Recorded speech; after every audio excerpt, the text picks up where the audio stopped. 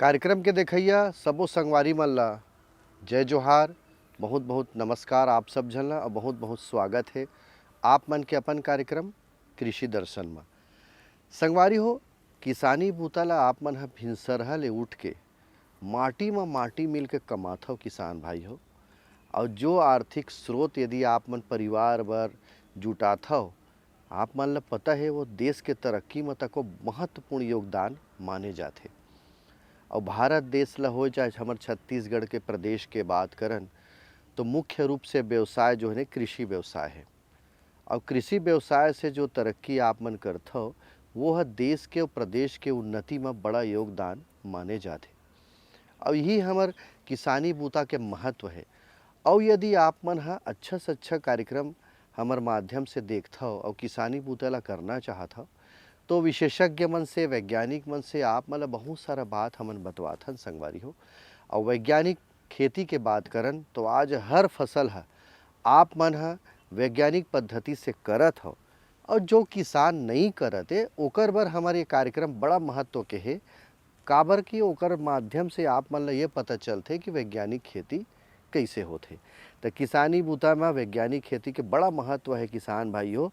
तो आज हमन कार्यक्रम में इसने वैज्ञानिक खेती के बारे में चर्चा करबो। लेकिन मैं चाहता हूँ कि आप मन हमार कार्यक्रम के पहली एक ठन ऐसे बात ला देखाओ जेला आप मन अमल करियो तो किसानी बूता में बड़ा महत्वपूर्ण आप मन के लिए साबित हो सकत है। तो आओ देखो ये संदेश ला।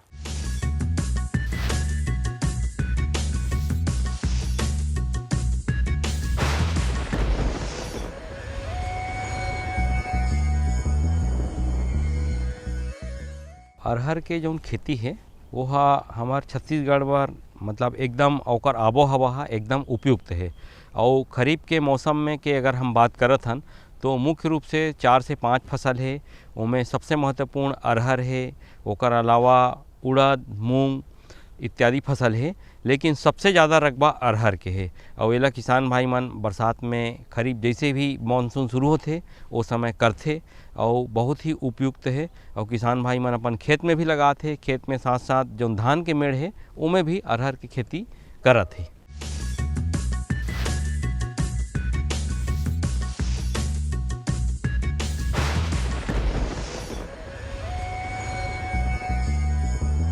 किसान भाइयों आवो हमार कार्यक्रम कृषि दर्शन ल शुरू करन। और आप मन देखत हो मैं बैठे हो तेकर चारों मुड़ा ये दे पूरा करेला के फल भी दिखत है, पौधा भी दिखत है, बड़े बड़े मड़वा असन छाए हावे। ये ला कथे वैज्ञानिक खेती। और वैज्ञानिक मन ही बताही कि आप मन बर ये खेती कैसे होना चाहिए। तो आज हमन करेला के वैज्ञानिक खेती ऐसे करके विषय रखे हैं। और विशेषज्ञ के रूप में हमार बीच आज हो ही डॉक्टर देवशंकर जी, प्रमुख वैज्ञानिक और प्राध्यापक सब्जी विज्ञान, इंदिरा गांधी कृषि विश्वविद्यालय के। तो संगवारी हो ओकर से पहली बात करथन कि छत्तीसगढ़ के जो जलवायु है, यहाँ के माटी है, यहाँ के वातावरण है, ओकर हिसाब से करेला के खेती के कतेक संभावना है, का महत्व है और करेला के गुण का है, ओकर गुणवत्ता का है। आओ बता ही आप मन ला देवशंकर जी है। करेला की फसल जैसा आप जानते हैं कि हमारा छत्तीसगढ़ का जलवायु करेला की फसल के लिए बहुत ही उपयुक्त है। हमारा छत्तीसगढ़ का जो जलवायु क्षेत्र है 3 भागों में बटा हुआ है। इन तीनों जलवायु क्षेत्र में यदि हम देखें तो बहुत ही आसानी से और सफलतापूर्वक करेले की खेती की जा सकती है। यदि इसका महत्व के बारे में बात करें तो आज के समय में देखा जाए तो सबसे ज़्यादा मांग करेला की फसल का हर समय बाज़ार में रहता है। और यह एक इसमें सबसे पहला एक औषधीय गुण ये है कि शर्करा की जो मात्रा है शरीर में उसको मेंटेन करने के लिए, उसके स्तर को बनाए रखने के लिए सबसे ज़्यादा करेला की सब्जी और इसका जो रस उपयोग हो रहा है, इसके कारण किसान भाइयों को सभी मौसम में बराबर इसका और अच्छा मूल्य लगातार किसानों को प्राप्त होते रहता है। इस कारण करेला की जो खेती है किसान भाई कुछ न कुछ एरिया में और व्यावसायिक रूप से बहुत बड़े एरिया में भी कर रहे हैं। करेला उत्पादन में छत्तीसगढ़ की गर्म और आर्द्र जलवायु उपयुक्त है। करेले का उपयोग रसदार, भरवा या तले हुए साग के रूप में होता है। यह खीरा वर्गीय फसलों की मुख्य फसल है। करेला केवल सब्जी ही नहीं बल्कि गुणकारी औषधि भी है। करेले का उपयोग दवाइयों के रूप में भी होता है। करेला में अनेक प्रकार के खनिज तत्वों का समावेश होता है। करेला की खेती से अधिकतम पैदावार के लिए किसानों को सामान्य विधि से खेती की तुलना में वैज्ञानिक तकनीकी का उपयोग करना चाहिए। करेले की फसल भारत के लगभग हर राज्य में लगाई जाती है। करेला साधारणतः हर मौसम में उगाया जा सकता है। बलुई दोमट तथा जीवांश युक्त चिकनी मिट्टी जिसमें जल धारण क्षमता अधिक हो तथा पीएच मान 6.0 से 7.0 हो, करेले की खेती के लिए उपयुक्त होती है। पथरीली या ऐसी भूमि जहां पानी जमा होता हो या जल निकास की अच्छी व्यवस्था ना हो, इसकी खेती के लिए उपयुक्त नहीं होती है।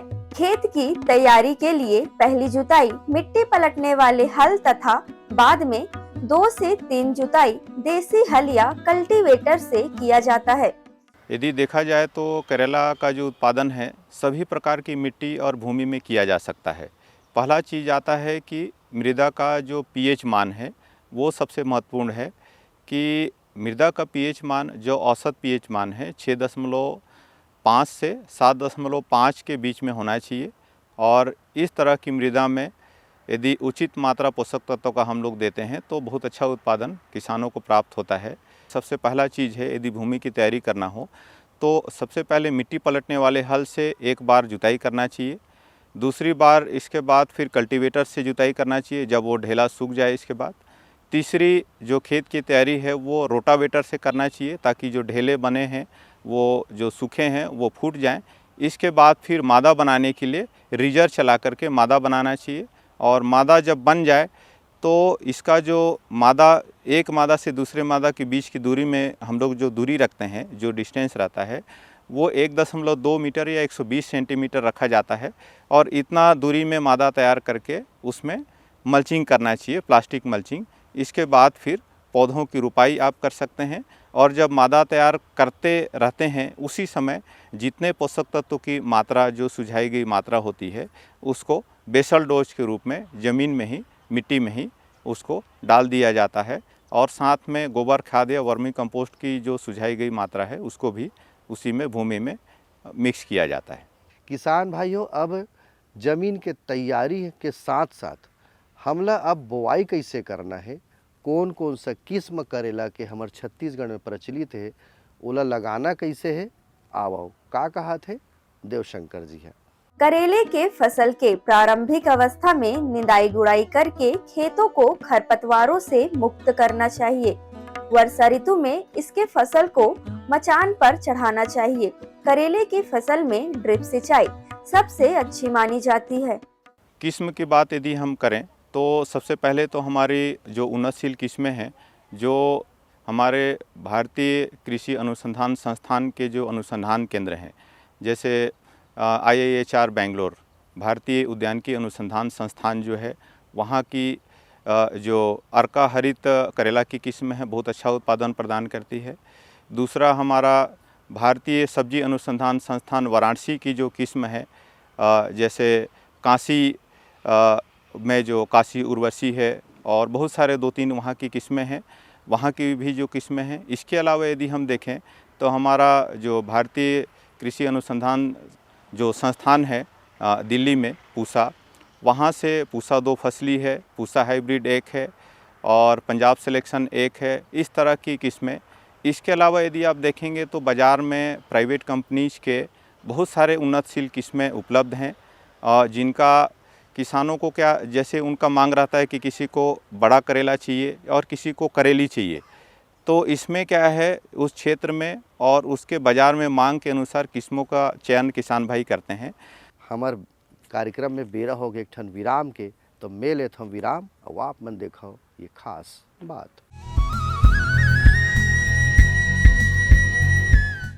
मेरे साथ बोलो ए बी। अरे नादान, बच्चे को एबीसी सिखा रहा है।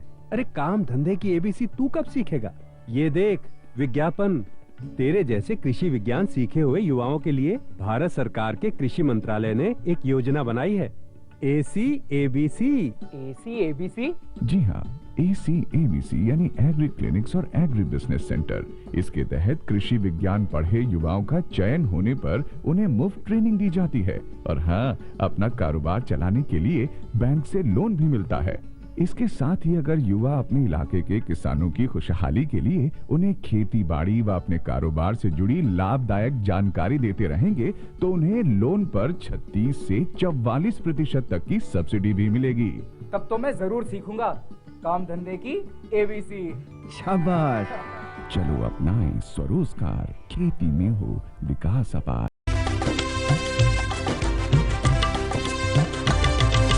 सहकारिता के बल पर विकास के लिए उठे कदम, जन सहकार की ताकत लेकर आगे बढ़ते जाएं हम। जन जन ने इस क्रांति में है विश्वास जगाया, हम सब ने मिलकर विकास का परचम है फहराया। सहकारिता है अपने विकास की पहचान, नए दौर में सहकारिता ही भारत का अभिमान। कृषि मंत्रालय भारत सरकार द्वारा जनहित में जारी। गांव गांव और शहर शहर में बात चली, राष्ट्रीय बागवानी मिशन की लहर चली। आसान हुआ अब फल फूल मसाले उगाना, नर्सरी लगाना और जैविक खेती अपनाना। अब हुआ तकनीकी प्रशिक्षण पाना आसान, विपणन के लिए भी है सहायता के प्रावधान। अधिक जानकारी के लिए जिला बागवानी अधिकारी या राज्य बागवानी निदेशक से संपर्क करें। राष्ट्रीय बागवानी मिशन, जीवन संवारे, खुशियां फैलाए। किसान भाइयों आवो, ये तो रही बढ़िया रकम ने संदेश। अब फिर चलन हमर करेला के खेती कुती आज के कार्यक्रम में। संगवारी हो, करेला ला तोड़े के बाद पूरा बाजार में हमन बेच डरथन, तो बहुत से किसान मन ले जानना जरूरी है कि कतका लागत हमन ला प्रति एकड़ लग सकथे और पूरा बेचे के बाद यदि हमन हा एकर खर्चा पानी ला हटावन तो कतका हमला फायदा हो सकत है। ये बात ला पूछे हन और आप मन के फायदा के बात बतावत है। आओ देखन। करेले की खेती में यदि लागत की बात करें तो यदि टपक सिंचाई पद्धति के साथ में मल्चिंग के साथ में यदि किसान भाई करेले की खेती करेंगे तो लागत यदि देखें कि यदि वो पहली बार ड्रिप सिंचाई पद्धति वो इस्टेब्लिश कर रहे हैं तब तो उसका खर्चा अलग आएगा। यदि उसको हम लोग काट दें, अलग कर दें, तो सिर्फ बीज और खाद और खेत की तैयारी, लेबर खर्चा, दवाई का खर्चा, तोड़ाई और मार्केट तक भेजने का जो खर्चा है उसको सबको मिला के लगभग 65 से 70 हज़ार एक एकड़ में इसमें लागत की आवश्यकता होती है। और इसका उत्पादन यदि देखें तो एक एकड़ में हम लोग एवरेज मानते हैं करेला का उत्पादन कि 100 क्विंटल एवरेज, मतलब 80 क्विंटल से लेके 120 क्विंटल, तो हम लोग एवरेज ये मानते हैं कि यदि 100 क्विंटल भी किसान अच्छा प्रबंधन करके उत्पादन प्राप्त कर लेते हैं और इसका यदि औसत या एवरेज हम लोग यदि दर देखें, मंडी रेट देखिए, बाज़ार में जो मंडी में कई बार 40 रुपये हो जाता है, कई बार 45 हो जाता है मंडी भाव, और कई बार 10 रुपये 12 रुपये भी हो जाता है। तो एवरेज यदि हम देखें तो यदि किसान भाई को जो थोक में बेच रहा है उसको 15 रुपये प्रति किलोग्राम भी यदि मिल रहा है तो 100 क्विंटल के हिसाब से उसको 1,50,000 रुपये टोटल आमदनी होगा, जिसमें उसका लागत को यदि आप घटा देंगे 70,000 रुपये तो उसको लगभग आप देखेंगे कि 80 से 90 हज़ार रुपये 1 लाख तक शुद्ध आमदनी किसान भाई को एक एकड़ में प्राप्त हो जाता है। और इसका जो अवधि होता है फसल का, जो करेले की फसल की अवधि है वो 5 से 6 महीने की फसलें होती है। तो थोड़ा गर्मी का समय रहता है तो थोड़ा सा कम हो जाता है, लेकिन यदि किसान भाई इसको दिसंबर जनवरी में रोपाई कर रहे हैं या बुआई कर रहे हैं तो वो लगभग 6 महीना तक ये इसमें तोड़ाई होते रहता है। इस तरह से आमदनी किसान भाइयों को समय के अनुसार कम ज़्यादा हो सकता है और किस्मों के ऊपर भी निर्भर करता है। करेले की फसल में अच्छी पैदावार के लिए उसमें ऑर्गेनिक खाद, कंपोस्ट खाद का होना बेहद जरूरी है। खेत तैयार करते समय 40 से 50 क्विंटल गोबर की खाद डालें, 125 किलोग्राम अमोनियम सल्फेट, 150 ग्राम सुपर फास्फेट तथा 50 किलोग्राम म्यूरेट ऑफ पोटास तथा पॉलीडॉल चूर्ण 3% 15 किलोग्राम का मिश्रण 500 ग्राम प्रति गड्ढे की दर से बीज बोने से पूर्व मिला लें। 125 किलोग्राम अमोनियम सल्फेट या अन्य खाद फूल आने के समय पौधों के पास मिट्टी में अच्छी तरह मिलाया जाना चाहिए। पोषक प्रबंधन को यदि हम समझें तो ये देखा जाए कि जैसे 1 एकड़ का जो खेत है और जो एरिया है उसमें हम लोग क्या करते हैं, 1 एकड़ में लगभग 4 बोरी सुपर फास्फेट और 1 बोरी यूरिया और 1 बोरी पोटास, इनको मिला करके और खेत का जब जुताई हो जाता है, मेड़ बनाने का जब समय आता है मादा बनाने का, उस समय खेत में लाइन में ही उसको फील्ड में ही मिक्स कर दिया जाता है। इसके बाद फिर मादा बनाते हैं। उस मादा बनाते समय ये ध्यान देते हैं कि यदि आपके पास वर्मी कंपोस्ट है तो 1 एकड़ में लगभग 5 से 7 क्विंटल वर्मी कंपोस्ट आपको 1 एकड़ में डालना है। या आपके पास यदि गोबर खाद की व्यवस्था है तो अच्छी सड़ी हुई गोबर खाद लगभग 2 से 3 ट्रैक्टर ट्राली 1 एकड़ में खेत की जुताई के समय ही आपको खेत में छींट देना है, छिड़काव करना है, जिससे मादा बनाते समय क्या है, पूरा का पूरा गोबर खाद और जितने खाद हैं वो मादा में आ जाते हैं, जिससे जो भी पौधा हम लोग लगाएंगे वो पौधे को प्राप्त होगा।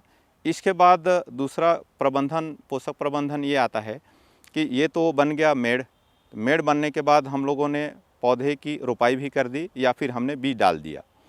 तो बीज डालने से क्या होता है, 10 से 12 दिन में पौधा निकल करके मतलब 4 पत्ती में आ जाता है।